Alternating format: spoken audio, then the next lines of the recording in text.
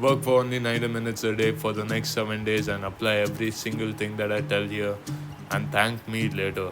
Deep work. What is deep work? It's not the shit work that you do that doesn't even matter. It's not the work that you copingly do. Because 90% of the time you're not doing work, you're doing bullshit. And that bullshit is called shallow work. If you truly want to be a productivity monster for the next 7 days, you need to follow these 7 rules that I'm going to tell you right now.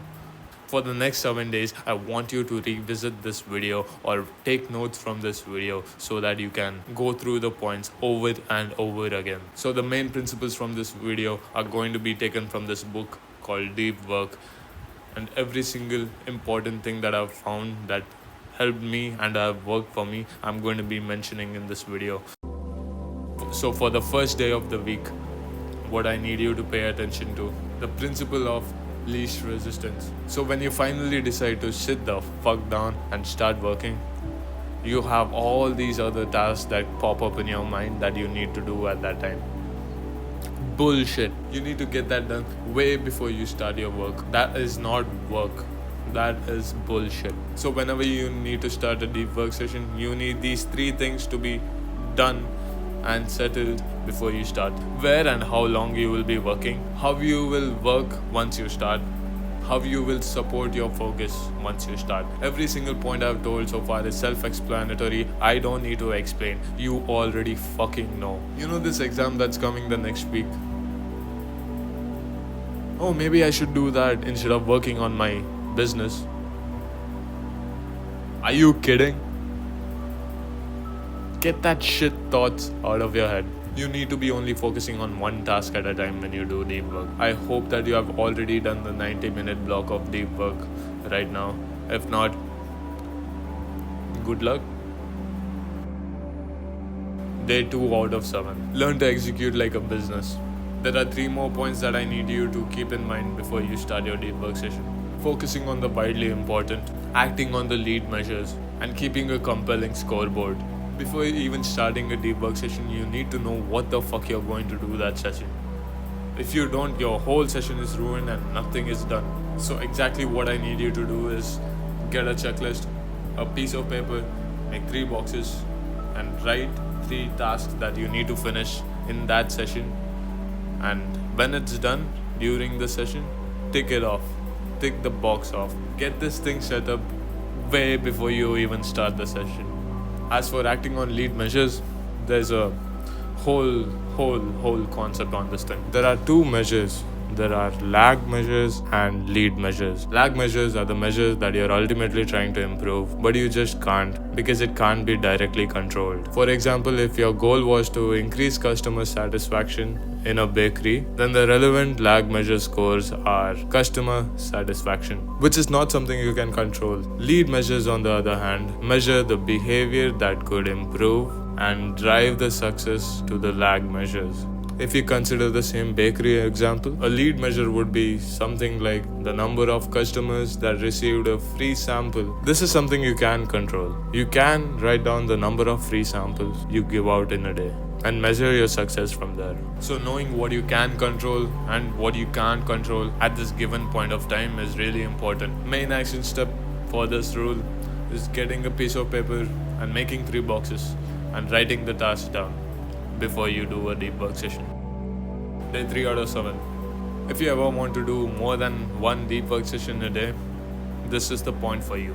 Take downtime to recharge because deep work drains focus, and focus is the only thing you need to get the deep work done. Once you're done with 1 deep work session, I don't want you to scroll on your damn phone.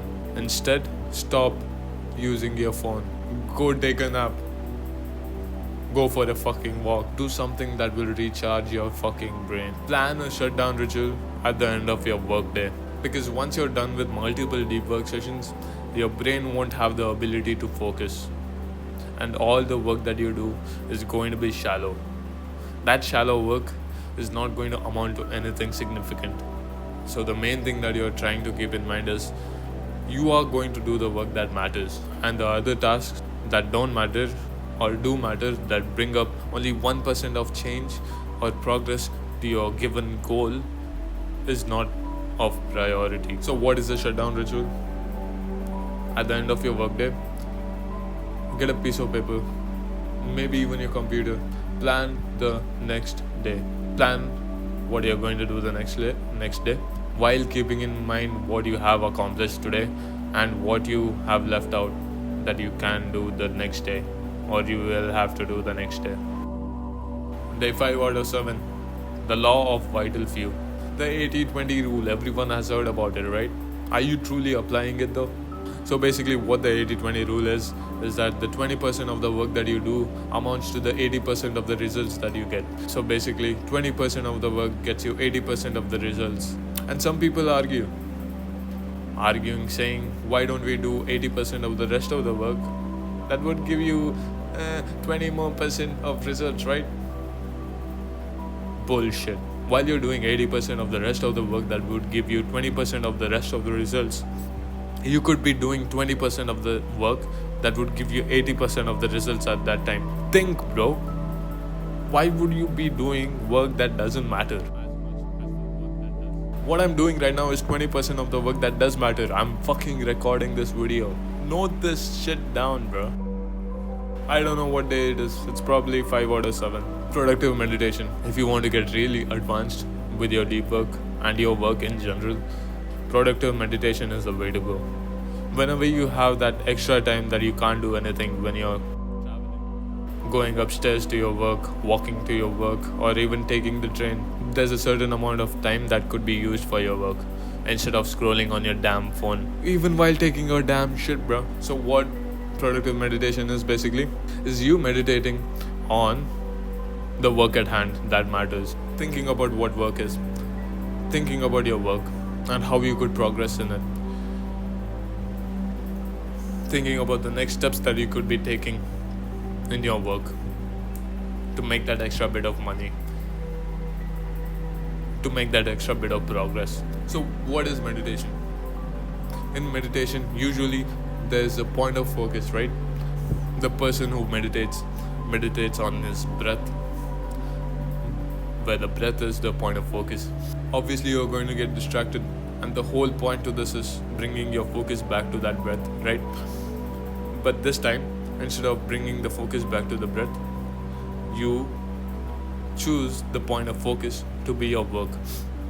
Game changer, bro. Day 6 out of 7. The most important point.